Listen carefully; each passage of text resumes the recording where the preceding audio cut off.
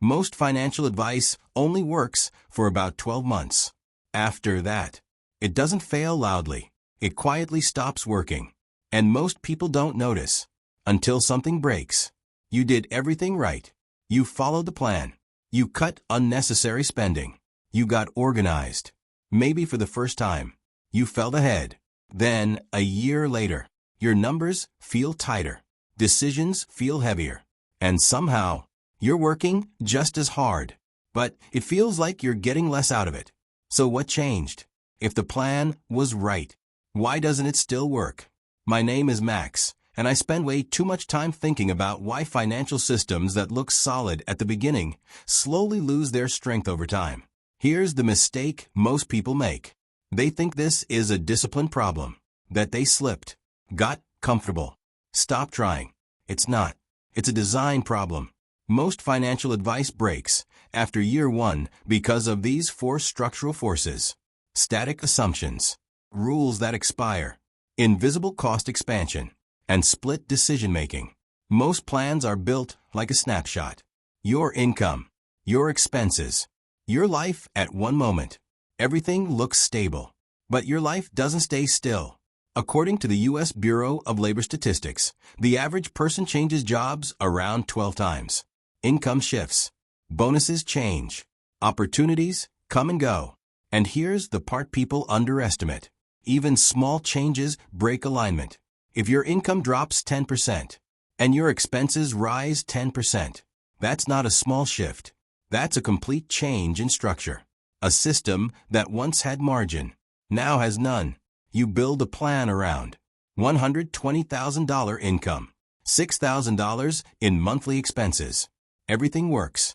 12 months later, income drops to $105,000. Expenses rise to $6,700. Nothing dramatic happened. No single bad decision. But your margin? Gone. And when margin disappears, you don't notice immediately. You feel it slowly. In tighter decisions. Less flexibility.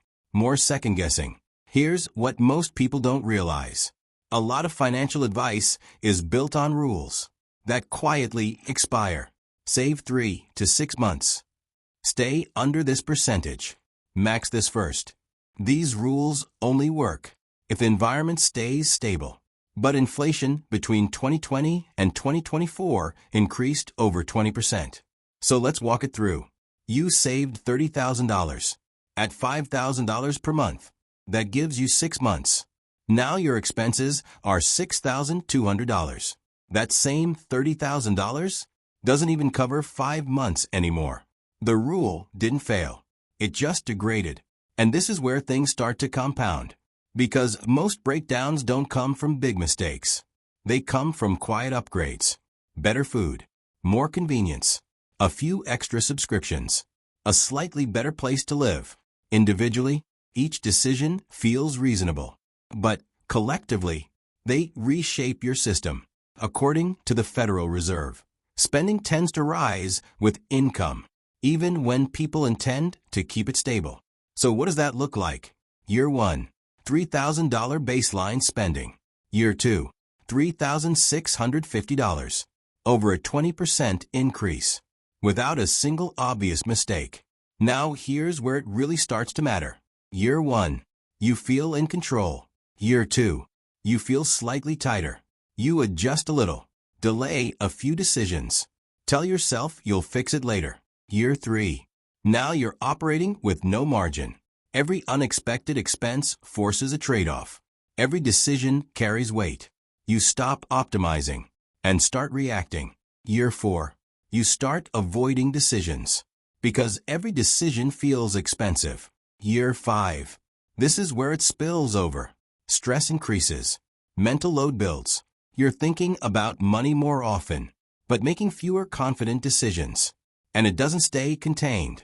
Financial pressure is one of the leading contributors to relationship breakdown, with studies consistently showing money issues cited in roughly 20 to 40% of divorces. Not because people are irresponsible, but because constant pressure changes behavior. Shorter patience, more tension, less margin emotionally, not just financially.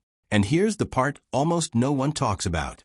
When your system loses margin, you lose options. You can't take risks. You can't step away. You can't pivot. You can't say no easily. Not because you lack discipline, because your structure is tight. Now, add one more problem. Most people don't manage their financial life as one system. They make decisions in pieces. One decision here, another there. Each one makes sense on its own. But no one is asking, how do these decisions interact? You increase your income by $20,000. Sounds like progress. But taxes take $6,000. Lifestyle absorbs $9,000. New fixed costs take $5,000. That entire increase? Gone. And now one bad month. Doesn't feel inconvenient. It feels dangerous. So here's the truth.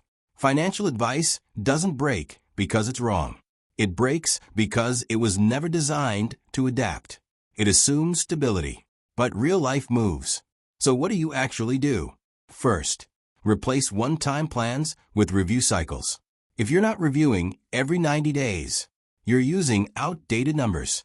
Second, track change, not just totals. Not just what you spend, but how it's shifting. Third, make someone responsible for the whole system. Even if it's you, every decision should answer. What does this affect next? So why does money advice break down after year one? Because it was built for a version of your life that no longer exists. You didn't fail your plan. Your plan expired. The real goal isn't to find better advice.